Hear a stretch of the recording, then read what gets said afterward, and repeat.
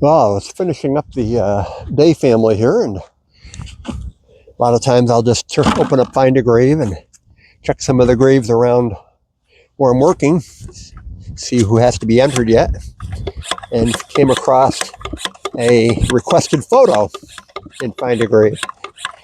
And if you're not familiar with Find a Grave, you can go on there and here's a community of volunteers, and they'll just, you can say, well, here's a cemetery and I want to send a photo of my ancestor, and you can go on and request a photo. And if there's somebody in the area working on the cemetery and goes around looking to fill a request, they'll take a picture and you'll get a notification. Now, we're lucky here because we have pretty good records and maps, so we can, most of the time it's easy to fulfill the Find a Grave request. There are some that we do not have. Of course, it's if there's not a headstone there, if they were buried without a headstone, of course, it's very difficult. You can say, yeah, they're buried there, but it's very difficult to take a picture of nothing, just a piece of grass, and or the stone has been lost, it's been grown over, it's been broken, it's been removed, or whatever. But if the stone is around, we'll try to get a picture of it. We do have, that one's a little bit too rough for this area.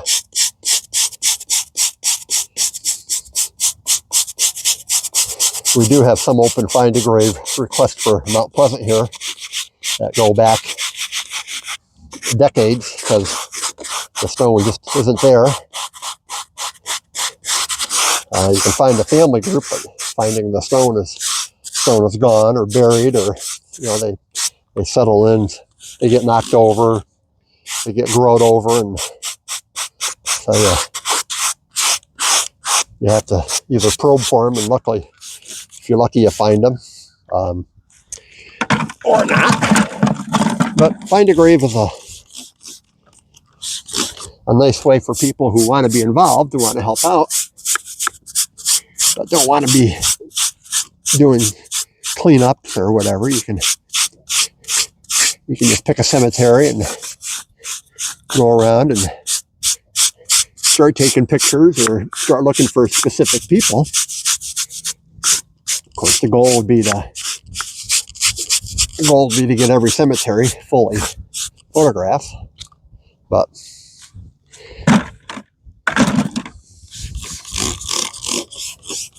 and as I say, in our cemetery here, it's a little bit easier since we do have records. We can narrow down most of the requests and find them. Now, this one I just happened to stumble across. Just a happy circumstance. I was here. I went to take a picture of it, and it popped up that there was a photograph requested. So, I figured as long as I'm here, I'll clean it up. It's fairly easy to read. It's Charles Job Axton. It's got a little inscription here. I want to see what the inscription says. He was born August 3rd, 1851, and died April 21st, 1898. I have an inscription here that's in pretty decent shape. See if we can make out what it says.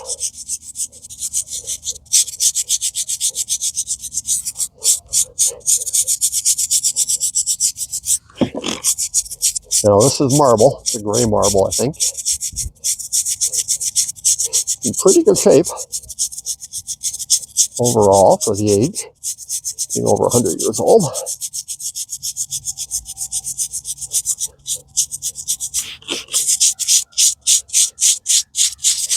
And it says, do not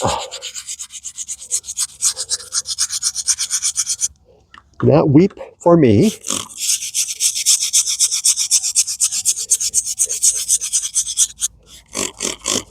my children. Okay, do not weep for me, my children.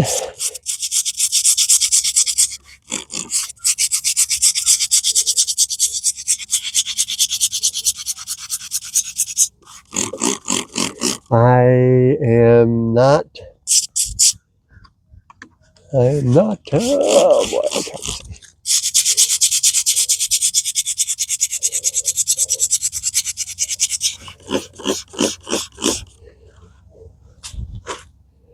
I am not dead, but sleeping here, as I am, so you will be. Oh yeah, I've heard this one before. Prepare to follow me, or something like that.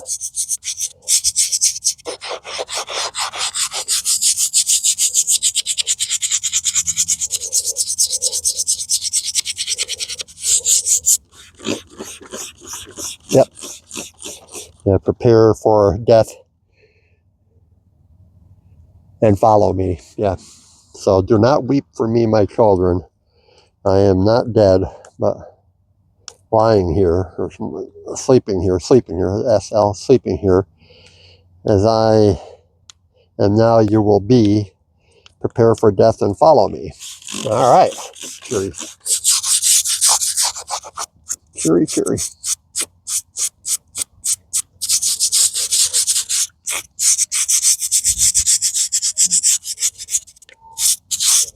So,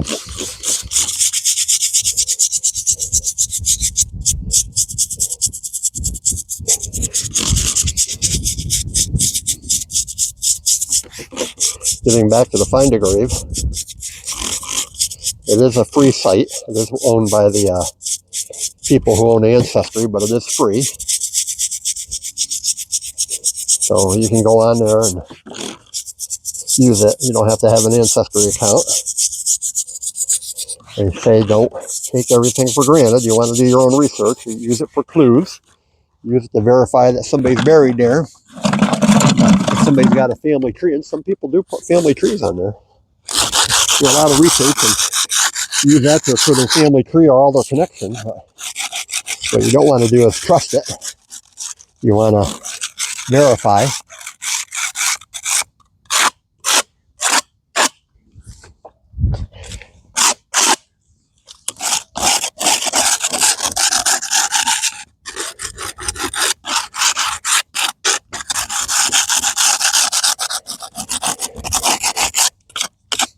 But it is a good way to at least determine, you can find somebody to fulfill your request, or like say what we're doing here, where we're actively going through and adding people to it.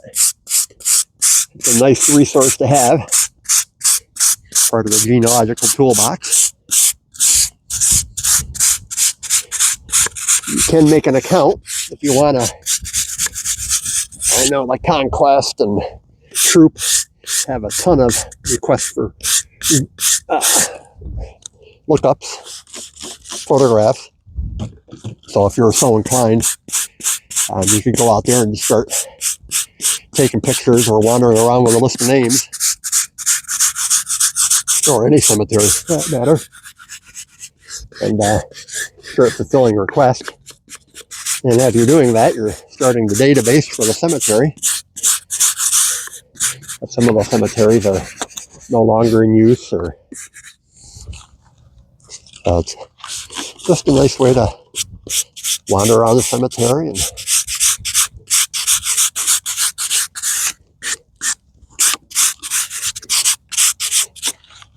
get out and do some good.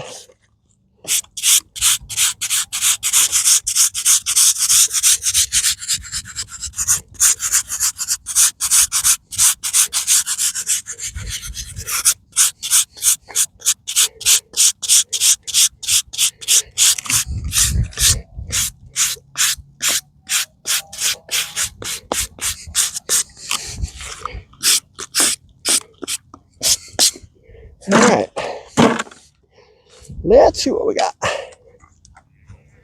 You still looking at it here? Oh, there you are. All right.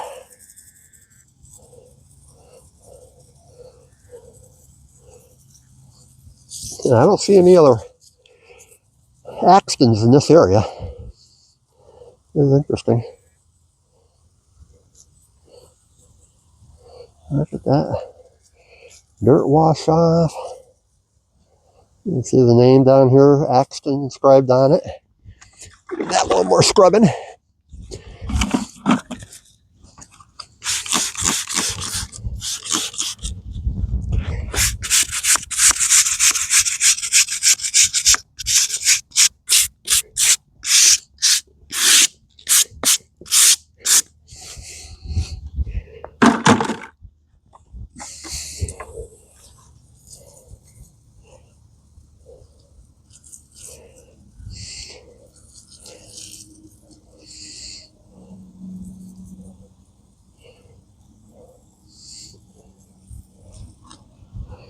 So we'll put this up and see if anybody who made the Find a Grave request or finds it on YouTube. Of course, I'll already fulfilled the request.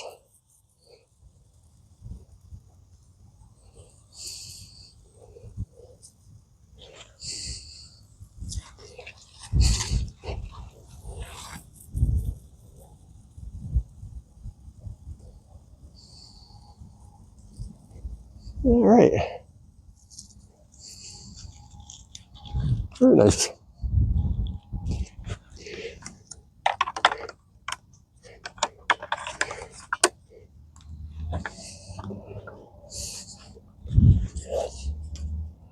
Let's get you in here. You can see that.